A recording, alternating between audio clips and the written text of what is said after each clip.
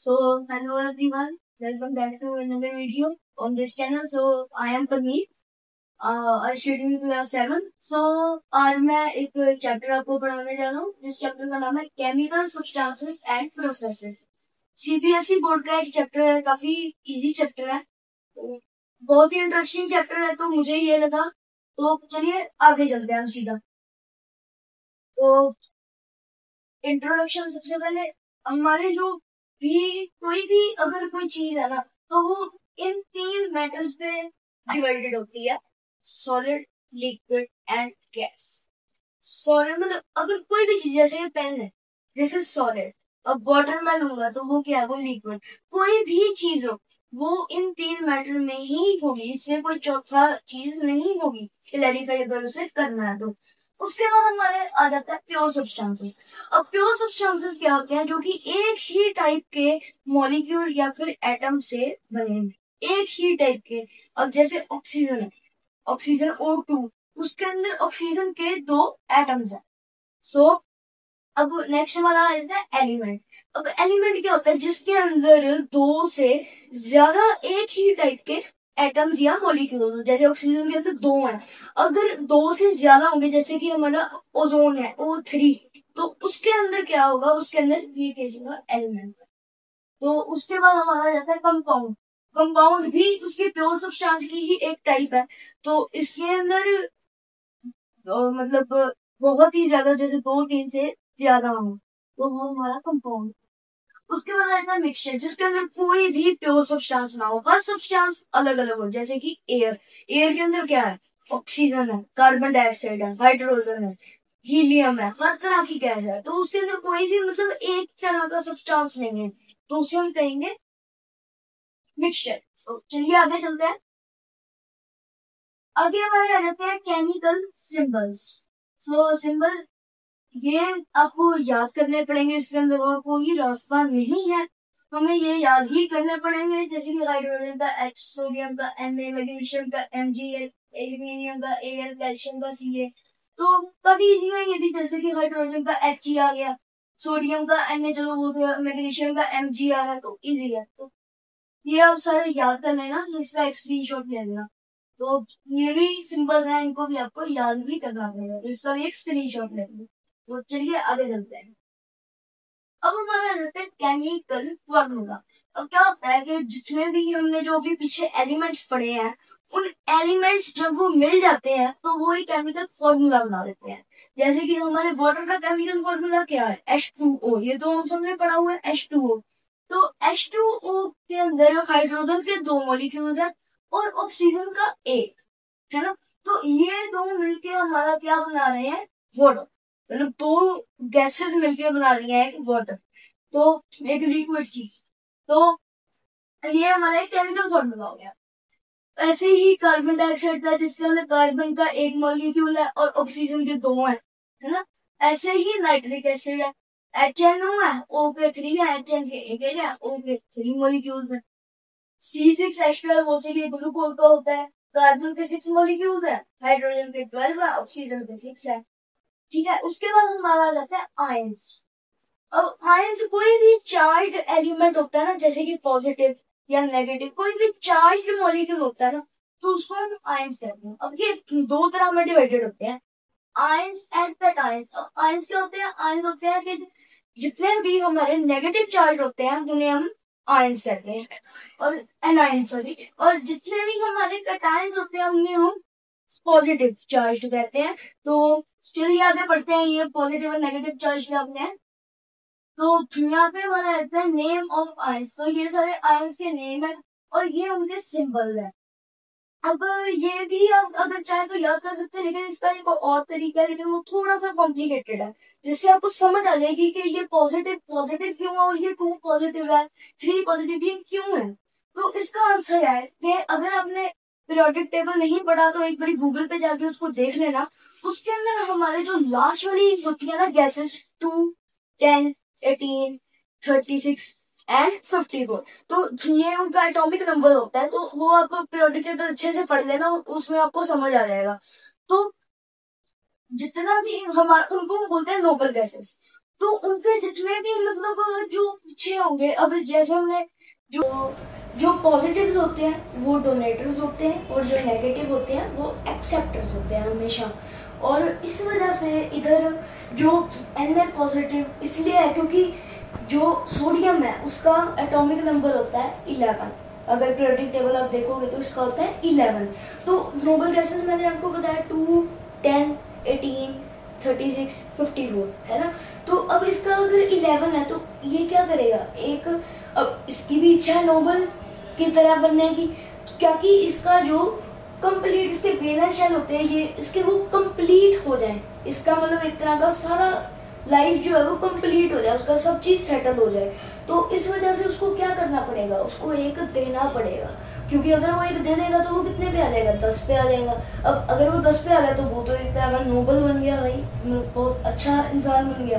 तो इस वजह से वो एक अपना डोनेट कर देता है। तो इसीलिए ये एक पॉजिटिव है, 1 पॉजिटिव इसलिए नहीं लिखा क्योंकि वो 1 पॉजिटिव वो एक ही चीज होती है ना। तो इस वजह से इधर सिर्फ पॉजिटिव लिखा है। तो ऐसे हम डिसाइड करते हैं कि 1 पॉजिटिव 2 पॉजिटिव है कि 3 पॉजिटिव या वट एवर इज दैट। तो ये सब इसी वजह से, जैसे एल्यूमिनियम है इसका 13 होता है तो ये 3 डोनेट कर देता है, तो इसलिए ये 3 पॉजिटिव है, क्योंकि पॉजिटिव डोनेटर्स होते हैं और नेगेटिव एक्सेप्टर्स होते हैं। तो चलिए आगे चलते हैं वो। तो ये आ गया हमारा नेम एंड सिंबल्स। तो ये वही कंसेप्ट है लेकिन इसके अंदर सारे नेगेटिव्स हैं, जैसे कि क्लोराइड, क्लोराइड का Cl हो गया तो इसका होता है 9। तो इस वजह से इसका एक इसको 10 एक इसको चाहिए क्या कि ये 10 पे चली जाए, है ना। तो इस वजह से क्या करेगी, ये किसी से लेगी। तो यहाँ से हमें पता चल गया कि ये नेगेटिव है। अब ये कितना लेगी, 1 लेगी। अगर ये 1 लेगी इसीलिए ये जो इसका एटॉमिक नंबर है वो 10 हो सकता है, क्योंकि इसके पास 2 नहीं है ना, तो इसके बाद 10 जो है वो ज्यादा पास है, 2 उससे दूर है। तो इस वजह से हम इसको 1 ये लेगी। तो चलिए आगे चलते हैं। ऑक्सीजन समझा देगा। तो इसके अंदर जैसे कि ऑक्सीजन है, तो ऑक्सीजन अब क्या है, ऑक्सीजन का नंबर होता है 8।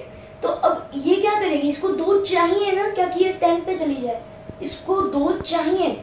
इस वजह से ये नेगेटिव है। और कितने नेगेटिव है, जितने उसको चाहिए उसको 2 चाहिए, इस वजह से ये यहाँ पे 2 नेगेटिव है। तो इसका भी ये हमें यहाँ पे कंसेप्ट क्लियर हो रहा है। तो चलिए आगे चलते हैं। आगे हमारी आ जाती है how to write chemical formula. अब एक केमिकल फॉर्मूला को हम राइट कैसे कर सकते हैं, जैसे हमने पीछे पढ़ा था H2O। तो वो H2O हमने कैसे बनाया, OH2 क्यों नहीं है, O पीछे क्यों नहीं लगा, O बाद में ही क्यों लगा, है ना। तो इसका आंसर में यहाँ पे मिलता है हमेशा जो पहले है, पहले पॉजिटिव आता है उसके बाद नेगेटिव आता है। तो यहाँ पे हमारे क्रिस क्रॉस मेथड होता है, जैसे कि जो इसका ये जो +1 है ना, जो Na+1 होता है, तो हमने यहाँ पे क्लेरिफाई करने के लिए +1 लिख दिया ताकि हमें कंफ्यूजन ना हो। तो इसका जो 1 है वो इधर आ जाएगा और जो 2 है ये 2 माइनस का वो Na के पैरों में आ जाएगा, मतलब सोडियम के पैरों में आ जाएगा। तो यहाँ पे हमारा आंसर बन गया Na2O1। तो 1 की कोई सिग्निफिकेंस नहीं होती, तो हमारा आंसर बन जाएगा Na2O। तो ये हमारा आंसर। तो ऐसे क्रिस क्रॉस मेथड से आप कर सकते हैं, लेकिन उसके लिए आपको ये पता होना चाहिए वो कितने प्लस है और वो कितने माइनस है। तो चलिए आगे चलते हैं अब।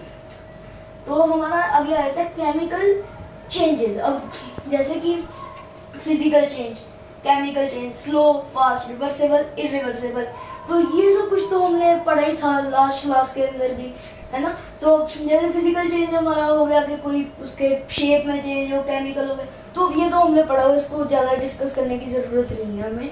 तो चलिए हम आगे चलते हैं।